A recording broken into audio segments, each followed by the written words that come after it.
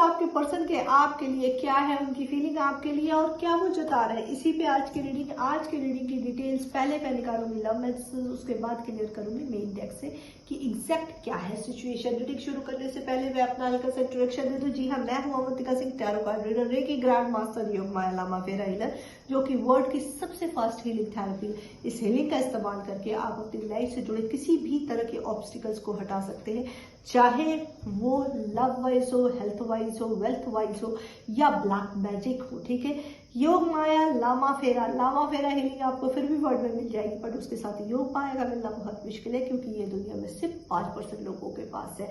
यह I am numerologist and watch therapist, एक घड़ी जो आपके समय को बदल सकती है। समय यानी शनि यानी का फलदाता। हर किसी का अपना एक पैटर्न होता है घड़ी का, वो बहुत जरूरी होता है कि आप अपने न्यूमरोलॉजिस्ट नंबर को समझ के अपने इस राइट वॉच को अपनी लाइफ में ऐड करें। This is very very very important. और I am a PLR, astrologer and signature ही होगा, एक सिग्नेचर जो आपके सबकॉन्शियस माइंड को बयान करता है। सबकॉन्शियस माइंड ही आपकी डेस्टिनी को डिसाइड करता है। आइए चलिए रीडिंग शुरू करते हैं। तो देखते हैं archangel Michael, archangel Gabriel, archangel रुफेल।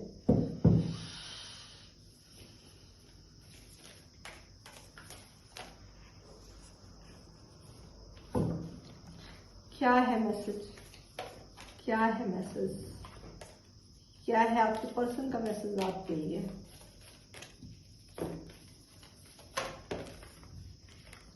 बहुत सारे कार्ड आए हैं, मैं लूंगी थिंक ओके।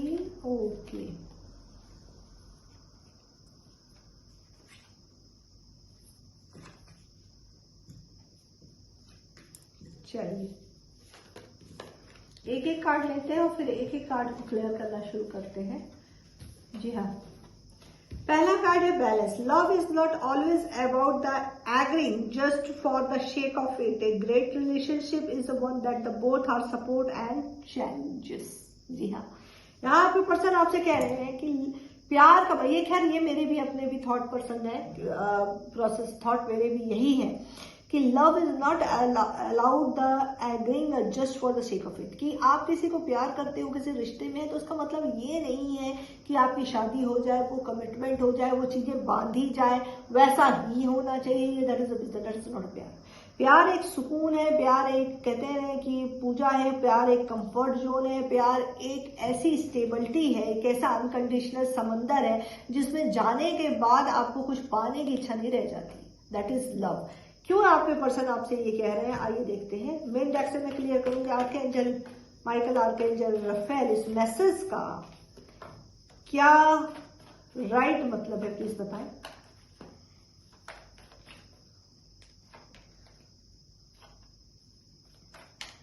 दो कार्ड और चलिए। ओफ, जी हाँ, आपके पर्सन बड़े प्रेशर में है, बहुत ज्यादा प्रेशर में है। इस तरह का प्रेशर है कि वो इस प्रेशर से निकल नहीं पा रहे हैं। उनके सामने बहुत सारे ऑब्स्टिकल है, बहुत सारी चीजें हैं, बहुत सारे उनके अपने कमिटमेंट है जिसमें वो आपको कंसीडर करते हुए भी आपको वो टाइम, वो चीज, वो राइट नहीं दे पा रहे हैं जो आपको देना चाहते हैं। इसलिए वो आपसे कह रहे हैं not love is not about the agreeing just for the shake of it. जी बिल्कुल। इस वक्त मून की सिचुएशन है, यानी आप दोनों के बीच में थर्ड पार्टी सिचुएशन है। थर्ड पार्टी आपकी फैमिली, उनके अपना वर्कलोड, उनके अपने कमिटमेंट, कुछ भी हो सकता है। जहां पे ऐसा तो है कि उन सारी चीजों को निभाते हुए वो आपको भूल नहीं रहे हैं, आपको हमेशा उनकी यादों में है। और वो ये जानते हैं, इनर सेल्फ से उनको ये पता है कि वो इनजस्टिस आपके साथ कर रहे हैं, लेकिन वो इनकी इच्छा नहीं है, इनकी अपनी मजबूरी है, इनके अपने कमिटमेंट है, क्योंकि ये कर्म प्रधान है। कर्म प्रधान मतलब अपने रिस्पॉन्सिबिलिटी को as a son, as a brother, as a maybe married हो सकते हैं, तो as a father, as a family man, as a responsible person, तो जो भी उनका एक सोसाइटी स्टेटस है उसमें वो बंधे हुए हैं, जिसमें इसकी कोई मर्जी तो नहीं, लेकिन वो खोना भी आपको नहीं चाहते हैं। इस वजह से इन्होंने कहा कि love is not always about the agreement just for the sake of it. ये एक्शन लेना चाहते हैं और आपकी तरफ एक्शन ले भी रहे हैं। किंग ऑफ सॉर्ट अपना सोच भी लिया, तलवार उठा भी लिया, लेकिन अपनी जिम्मेदारियों के बारे में बहुत ज्यादा फोकस करते हैं और उनको ये भी लगता है कि कहीं अगर अपनी जिम्मेदारी में बंद कर उन्होंने आपके साथ इनजस्टिस कर दिया तो। दूसरा कार्ड है दूसरा कार्ड है don't make a decision based on of the guilt or what you think you should do for the only being the true yourself that you can be true to others. Very good. ठीक है, वो ये कह रहे हैं कि ऐसा नहीं, आपने शायद ये डिसीजन लिया है कि आप एक गैप उनके साथ क्रिएट कर रही हैं, या आपने कंप्लेन बहुत की है, या टेलीपैथिकली आपने काफी निगेटिव मैसेजेस उनको भेजे हैं और वो मैसेज बकायदा उन्हें फील हुए हैं।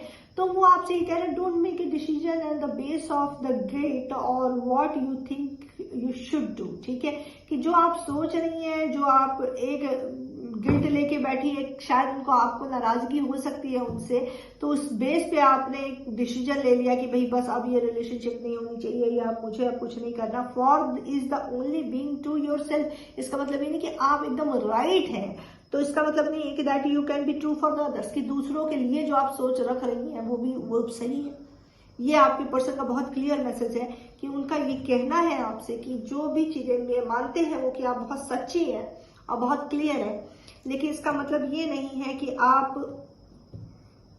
उनके लिए भी जो डिसीजन ले रही हैं वो सही है। क्यों वो ऐसा कह रहा है ये देखते हैं। क्या है आर्कएंजल माइकल,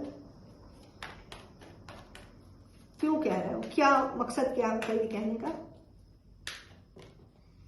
ओफ ओफ ओफ ओफ ओफ ओफ ओफ ओफ ओफ ओह, आज तो मैं भी बड़ी इमोशनल हो रही हूँ। स्लीपलेस नाइट है इस बंदे या बंदी की जिसने भी ये मैसेज आपको दिया है। बिल्कुल सो नहीं पा रहा है या सो नहीं पा रही है रात, ये इनकी ओवर थिंकिंग आपको लेके बहुत ज्यादा, मैं भी बड़ी इमोशनल हो रही हूँ आज के रीडिंग में। तो ये बहुत ज्यादा ओवर थिंकिंग में है, बहुत ज्यादा आपको मिस कर रहे हैं, बहुत ज्यादा आपसे प्यार करते हैं, बट ये जताना इन्हें नहीं आता।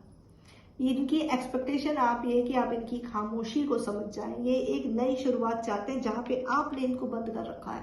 आपने एक डिसीजन ले लिया है कि भाई आपने जो भी इस रिश्ते में दिया वो सही तो था, अगर ये डिजर्व नहीं करता तो बस ये चीज है। दो ऑप्शन है, एक लॉन्ग डिस्टेंस रिलेशनशिप हो सकता है, ये आपके पास आना चाहते हैं। एक मैंने जैसे कहा कि कर्म प्रधान है, एक तरफ इनकी रिस्पॉन्सिबिलिटी जो कि थर्ड पार्टी हो सकती है, थर्ड पार्टी कमिटमेंट भी हो जाता है, दूसरी तरफ आप है चीजों को बैलेंस करना चाहते हैं, बट इनके समझ के बाहर है कि वो कैसे इन चीजों को बैलेंस करें। ये चीजें बहुत ज्यादा दिखाई दे रही हैं। आई एम सॉरी, मेरे बैकग्राउंड में बेल रिंग हुई उसके लिए वेरी वेरी सॉरी। आइए देखते हैं दूसरा क्या है। Surrender. At the time, we must surrender the old before something new can enter our lives. Let go and all we work out. I am very sorry, थोड़ी डिस्टर्बेंस है। Sorry, मेरे neighbourhood में गड़बड़ पता नहीं क्या हो रहा है। ठीक है, तो उसकी आवाज आई थी। So sorry for disturbance. आया है कार्ड सरेंडर का। At the time we must surrender the old before something new can enter our life. Let go and all will work out. ठीक है, जो हुआ वो भूल जाओ, उस चीजों पे मिट्टी डालो, पानी डालो, जाने दो, खत्म कर दो, सरेंडर में चले जाओ। बिफोर समथिंग न्यू, वो एक नया स्टार्ट कुछ हो। Let go, we all work out. ठीक है, वी बैठ के बातें करते हैं इन चीजों पे, को खत्म करते हैं। और देखिए, कन्वर्सेशन हार्ट टू हार्ट तो होनी चाहिए। मुझे ये लगता है कि कोई भी बड़ी से बड़ी बात हो, अगर आप बड़े ओपन होकर उन चीजों पे बात करते हैं ना, वो चीजें कहीं ना कहीं एक सोल्यूशन पर पहुंचती है। रिश्ता बड़ा सुंदर है क्योंकि एनर्जी बड़ा पिक हो रही है, बड़ा डिवाइनली गाइडेड रिलेशनशिप है। तो मैं आपसे भी, जितने भी लोग ये व्यूवर्स देख रहे हैं इस मैसेज को, उनसे भी रिक्वेस्ट है, और आपके पर्सन अगर देख रहे हैं तो उनसे भी रिक्वेस्ट है। बिल्कुल एक कन्वर्सेशन बहुत जरूरी है, तो बात करके इन चीजों को फिक्स अप करें। ऐसे रिश्ते बार बार नहीं मिलते, तो बी केयरफुल। देखते हैं क्या, क्यों ये मैसेज क्या है, क्यों इस तरह की सोच है उनकी कि चीजों को खत्म कर दे, आगे बढ़े। हो सकता है कि कुछ ज्यादा ही पेनफुल रहा हो। देखते हैं। Okay, okay okay okay okay okay. देखिए, ये कार्ड तो मैं नहीं लेने वाली थी, लेकिन 4 ही लेने वाली थी कार्ड्स, मीनिंग डिटेल्स में आया इसलिए। देखिए, आप यहाँ पे एक्शन लेती है, जो फेमिनाइन एनर्जी है उन्होंने अपना डिसीजन ले लिया। अब अपनी फीलिंग जो पहले आपकी एक्सप्रेसिव थी, अब उस सारी फीलिंग को आपने अपने होल्ड कर लिया है। अब आपने ये डिसाइड कर लिया है कि now you are not going to say him again. और हाँ, फेमिनाइन एनर्जी मतलब मेल फीमेल दोनों भी हो सकते हैं कि आप कुछ भी उन्हें एक्सप्लेन नहीं करेंगे। तो यहाँ पे ये चीजें दिखाई दे रही कि आप डिसीजन ले चुकी हैं, काफी ज्यादा थॉट, बहुत प्यार है, बहुत मोहब्बत है, बट आप अपने करियर में थोड़ा आगे बढ़ रही हैं, अपनी फीलिंग्स को आपने कंट्रोल कर दिया है। बैलेंस करना चाह रही हैं और काफी हद तक कामयाब हो चुकी हैं अपने बैलेंस में। इस बात से, इस चीज से आपके पर्सन की तरफ जो एक बड़ी पॉजिटिव अफर्मेशन, बड़ी पॉजिटिव वाइब्स जो जा रही थी आपकी, वो बिल्कुल बंद हो गई है, जिसकी वजह से ये बड़े पेन में चले गए हैं। बहुत ज्यादा पेन में, हाई लेवल नेगेटिविटी है, ग्रहण लगा हुआ है, क्योंकि मून सन और मून दोनों का कार्ड है, बहुत इंपॉर्टेंट कार्ड है, 8 ऑफ कप्स का कार्ड है। तो यहाँ पे चीजें उनकी खत्म होती हुई दिखाई दे रही है। डिजायर तो है, लेकिन सब चीज छोड़ के छटपटाहट, दर्द बहुत है, एक सुकून चाहते हैं, लेकिन उसमें आपका एक एहसास चाहते हैं और वो चीज आप उनमें कहीं नहीं मिल रही है। मैनिफेस्ट कर रहे हैं इनको इस बात के की रेगुलेशन है कि जब आपने इनको प्यार दिया, जब आपने इनको मोहब्बत दी, जब आपने इनको जताया, जब आपने इनको इज्जत दी, उन चीजों का इन्होंने फायदा उठाया, उस चीज की उन्होंने वैल्यू नहीं की। इस चीज का जबरदस्त रेगुलेशन है, बहुत प्रेशर, बहुत ओवर थिंकिंग है। अब प्यार की कीमत और आपके एहसास की कीमत इन्हें समझ तो आ रही है, लेकिन ये नहीं समझ में आ रहा कि चीजें कब खत्म होगी। तो ये इनकी हायर सोल आपसे ये रिक्वेस्ट कर रही है कि उन चीजों को जाने दो। आइए देखते हैं नेक्स्ट कार्ड क्या है। My beloved, thought we made the physical apart, spiritually we are always unite. Yes, for the trust space and a time nothing is missing. Oh, very lovely. बहुत थैंक यू, बहुत प्यारे messages आए।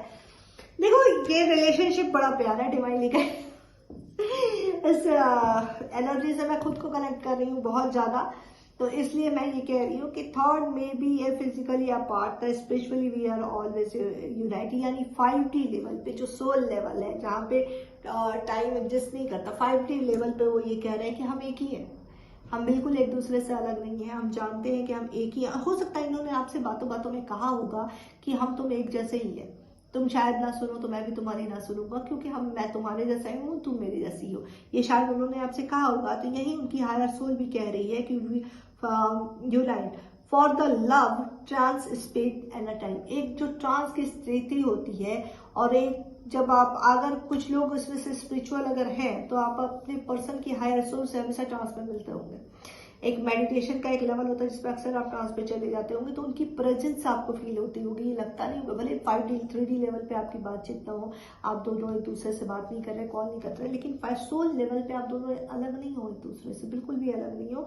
आप उन्हें complete करते हो, वो आपको कंप्लीट करते हैं। आप एक्सप्रेसिव हो, वो एक्सप्रेस नहीं करते हैं।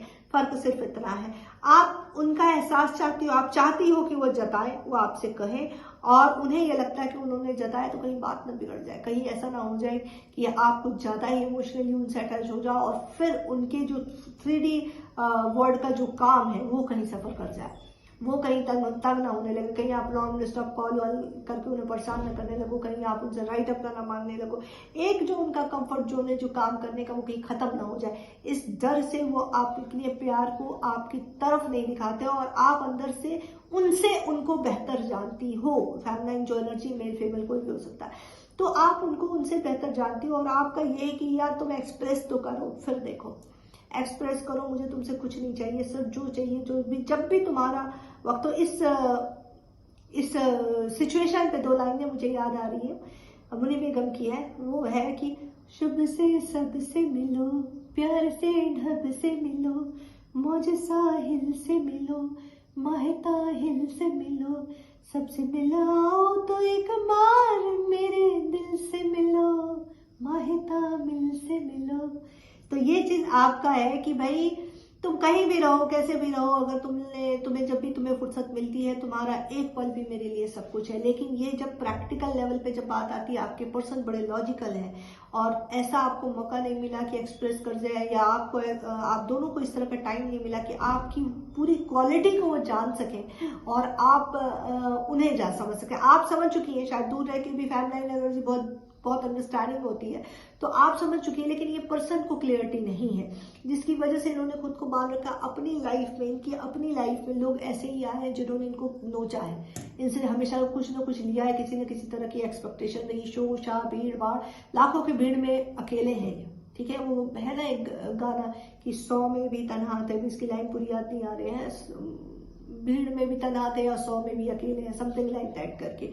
तो ये इनकी स्थिति है, तो यहाँ पे वो यही कह रहे हैं। आइए देखते हैं कि क्या है इनकी missing energy. Word cycle complete हो रहा है। क्वीन ऑफ कप, ओह बहुत प्यारी एनर्जी है। सोल कॉन्ट्रैक्ट का relation equal give and take है और बहुत अच्छी अंडरस्टैंडिंग सोल लेवल यानी 5D लेवल पे है। 5D लेवल पे आपकी हायर सोल इनसे कनेक्टेड है, आप इनसे कनेक्टेड है। 3D लेवल पे इसी वजह, यही एक वजह है कि आप दोनों की बातचीत नहीं हो रही, कुछ भी नहीं हो रहा, फिर भी you guys are connected very well to each other. ठीक है, choose your eyes and tell yourself that they deserve the feel the joy feel you can allow to joy into your life regardless and the circumstances you currently find yourself in। ठीक है, क्या करना है, आपने eyes को बंद करें और टेल योरसेल्फ क्या डिजर्व कर। ओहो दवे जैसे, जी हाँ देखिए यार मैंने पहले ही बोला कि ये पर्सन काफी ज्यादा मैनिफेस्ट करे क्योंकि इनको रियलाइजेशन है कि इन्होंने अपना प्यार खो दिया है और ये आपसे भी करें, एक बार आंखें बंद करके मेरे बारे में सोचो कि क्या सच में मैं ये चीजें डिजर्व करता है। Circumstances suddenly find yourself in, कि तुम खुद को मेरे अंदर पाओगी। ओके, जो मैसेज कनेक्ट हो रहा है मुझे। आज की रीडिंग बस यही तक। अगर रीडिंग पसंद आती है तो लाइक करें, शेयर करें, सब्सक्राइब करें, मुझे इंस्टाग्राम पे फॉलो, टिकटॉक पे फॉलो करें और अपना बहुत ख्याल रखें। Thank you so much.